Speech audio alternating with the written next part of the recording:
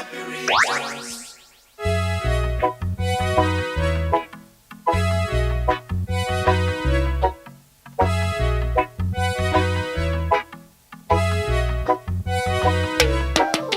Silver and gold have I none, so I give you my token gift.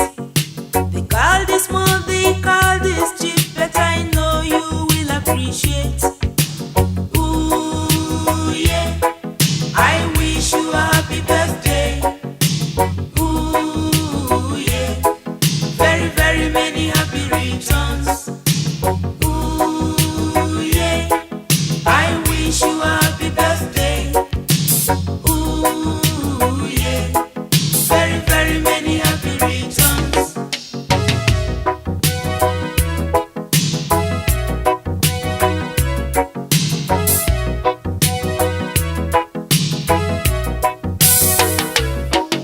You look so good, you look so bright, everyone is talking about you. Birthdays come once in a year, and I know you want to celebrate. Ooh, yeah, I wish you a happy birthday. Ooh, yeah, very, very many happy returns. Ooh, yeah, I wish you a happy birthday. Ooh, yeah, very, very many happy returns.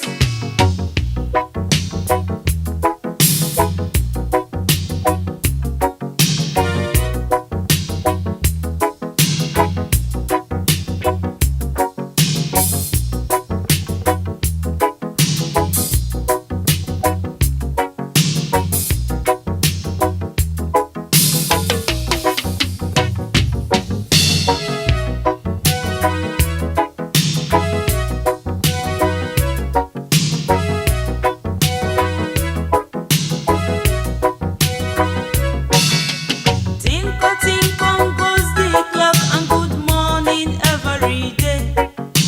Chatting, laughing, happily, what do? We have to survive. Ooh, yeah, I wish you a happy birthday. Ooh, yeah, very, very many happy returns. Ooh, yeah, I wish you a happy birthday. Ooh, yeah, very, very many happy returns.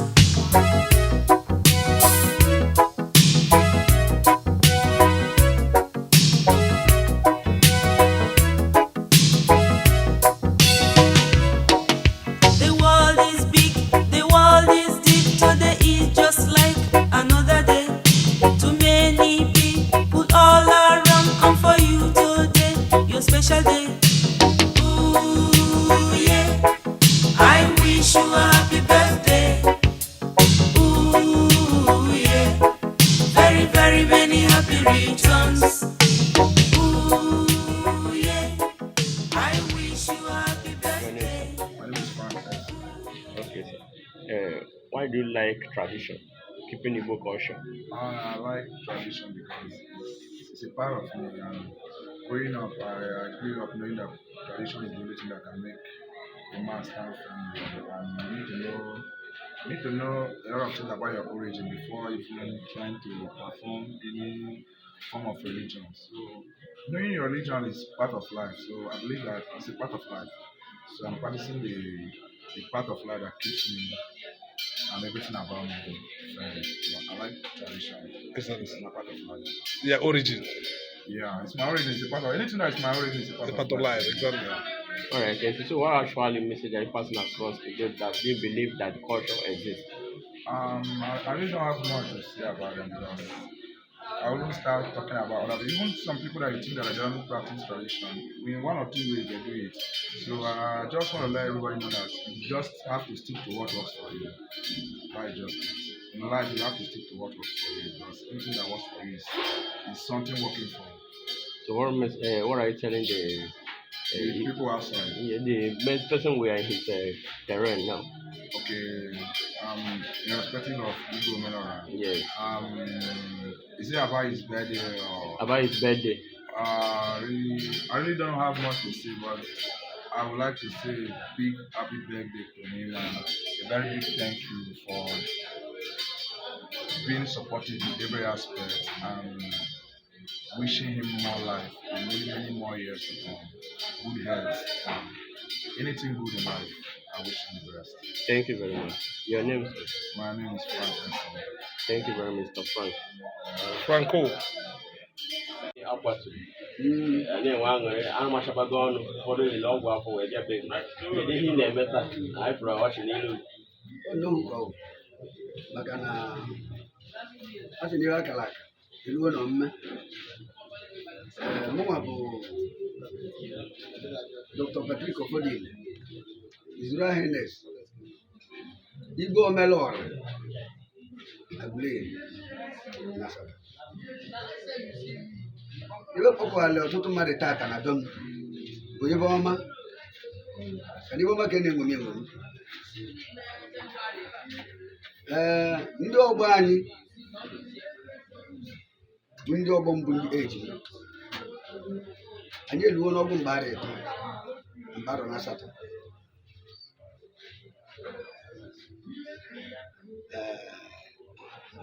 ngwa sị ka mme emume n'ọta anyị ka ọ dabalị bụ ọmụmụ mbọchị amụrụ m ma mụ na-eme ya kwa arọ n'aka ndị oyibo na-akpọ 68 years n'aka na-eme emume ya tata elugo nyani obere arụ ka ị na-ego elugo nyani anyị nọ na 68 n'ogo nna iwe ihe mmụta dị na 68 years anyị nọ amụta m ọtụtụ ihe mụtara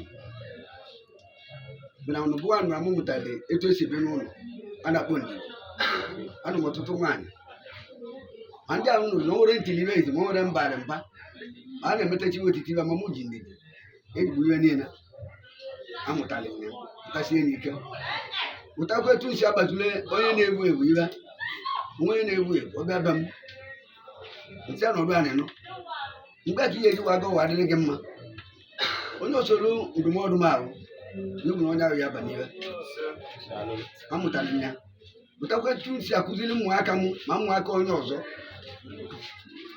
etu esi ebi n'ụwa Igwe kedu ekpere na-ekpere ndị niile bịara ka gị na ha ṅụrịa taa ka ha wee natakwa ngozi a dị gị n'ahụ ekpere na-ekpere ọra na eze bụ nọmba 1 onye ọbụla kwụwa aka ọtọ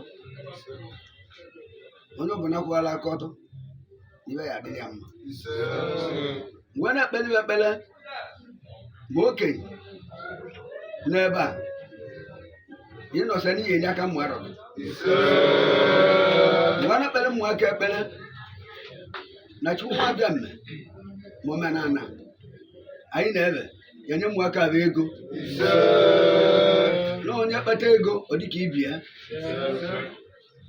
na nwa be anya na-akpọ ochie Mercedes na onye chịba elemefutie obụrụ n'okwu ka ọ bụ onye owo yitekwunye bụ ochie Mercedes si na onye chịba elemefutie mgbara nwunye enwe na ego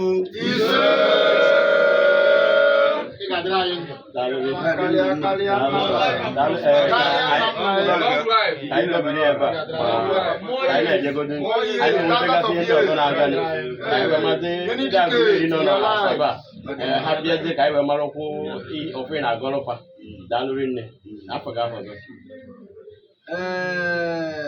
aba m ọzọ nwere ọzọ afọ Igbo gị aba Igbo m bụ Chikwu kwuolu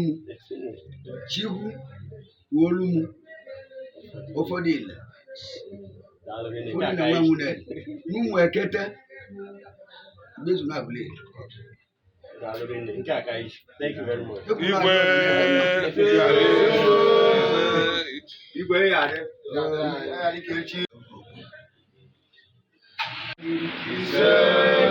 Nna m nọ na 140 years.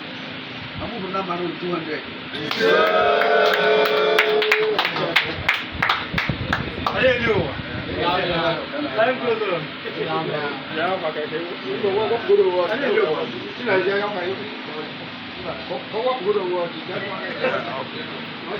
You're looking 200 now. Every one go.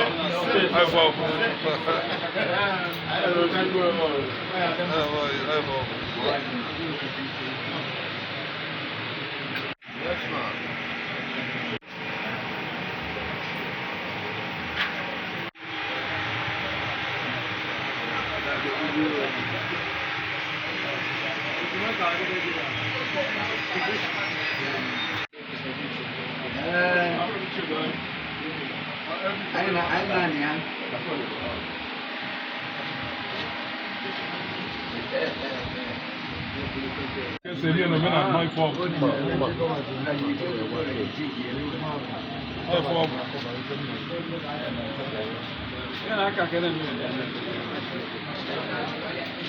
Ego ibu.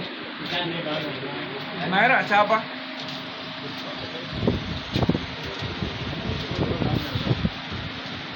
Jika lo. Naira Igwe. Ai fogo sudah area. The Korean 68 years. That age, man, I'm going to go to I'm going to go to peak. I'm going to peak. I'm going to go to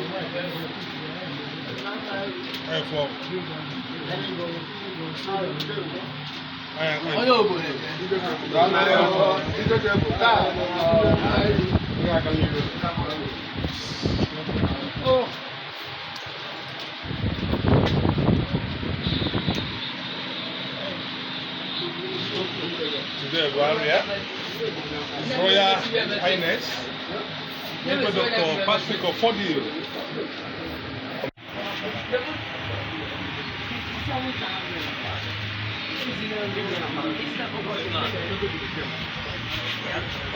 Vamos ver melhor depois. Vamos ver melhor depois.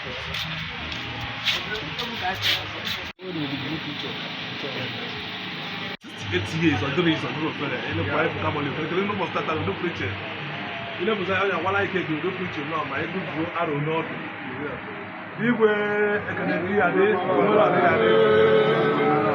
As soon as we start going to birthday, one also day. 6 yes. 8 yes.